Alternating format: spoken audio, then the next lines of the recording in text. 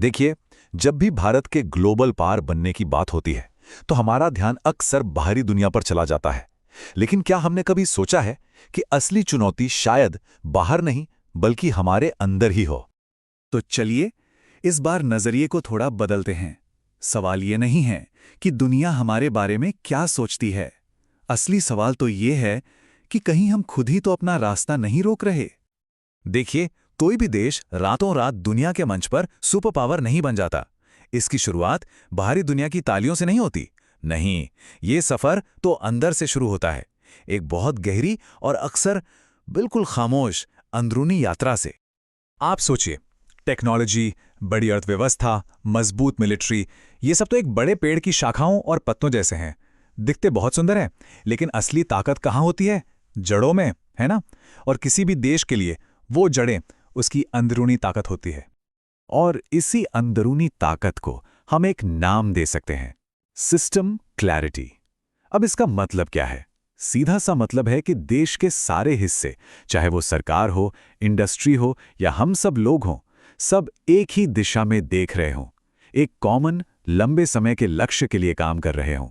और सच कहूं तो बाहर की दुनिया में ताकतवर बनने के लिए ये पहली और सबसे जरूरी शर्त है। तो चलिए अब बात करते हैं भारत की।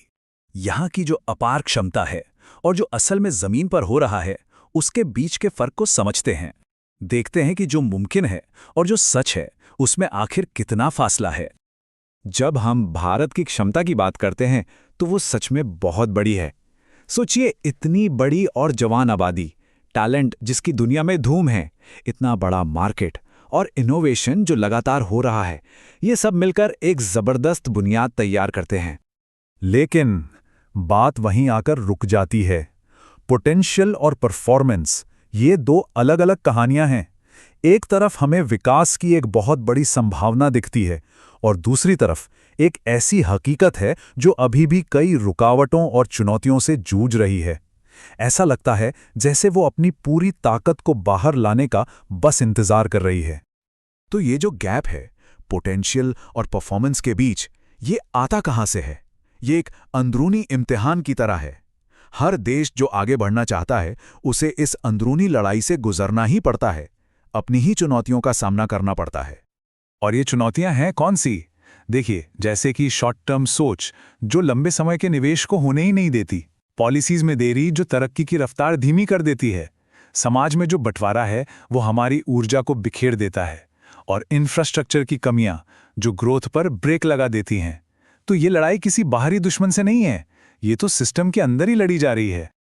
तो फिर सवाल यह है कि इतनी सारी उलझनों के बीच एक साफ और सीधी दिशा कैसे खोजी जाए? ये रास्ता कैसे बनाया जाए? भारत का जो स्वभाव है ना, उसमें एक अजीब सा विरोधाभास है। यहाँ चीजें थोड़ी क्योटिक हैं, अस्त-व्यस्त हैं, पर उतनी ही क्रिएटिव भी हैं।